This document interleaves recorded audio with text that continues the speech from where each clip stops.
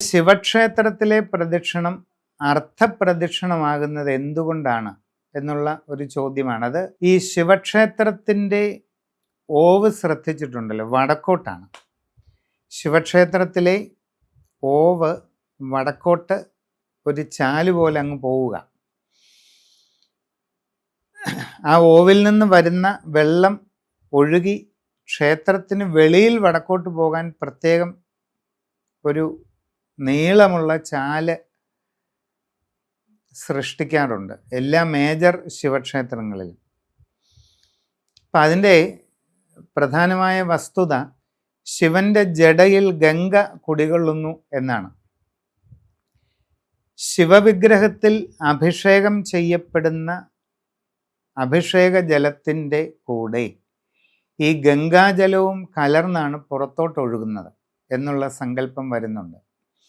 അപ്പോൾ അങ്ങനെ വരുന്ന ആ വെള്ളം ഓവിലൂടെ പുറത്തോട്ടെത്തി ഓവിലൂടെ താഴോട്ട് വീണ് ആ ക്ഷേത്രത്തിൻ്റെ താഴെ സൃഷ്ടിച്ചിരിക്കുന്ന ചാല് പോലെ കീറിയ ഭാഗത്തോട്ട് വീണിട്ട് അവിടുന്ന് ആ ക്ഷേത്ര പ്രദക്ഷിണ വീഥിക്ക് കുറുകെ ഒഴുകി മതിലിന് വെളിയിലോട്ട് പോവുക.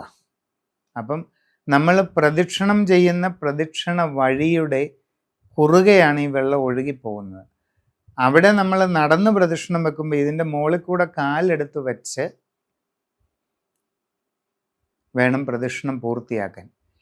ഗംഗാനദിയുടെ മീതെ മറികടക്കുക, കാല് ഉയർത്തി വെച്ച് ഗംഗയെ മറികടക്കുന്നത് ഒരു ഉചിതമായ കാര്യമല്ല എന്നുള്ള സങ്കല്പം വളരെ വളരെ പ്രധാനപ്പെട്ട ഒന്നാണ്. അതുകൊണ്ടാണ് ശിവക്ഷേത്രത്തിൽ പൂർണ്ണ പ്രദക്ഷിണം പതിവില്ലാതെ ഇരിക്കുന്നതിൻ്റെ കാരണം. ഗംഗാ ഭഗവതിയെ ആദരിക്കുന്നതിൻ്റെ ഭാഗമായിട്ടാണ് ശിവന്റെ പൂർണ്ണ പ്രദക്ഷിണം വരാത്തത്.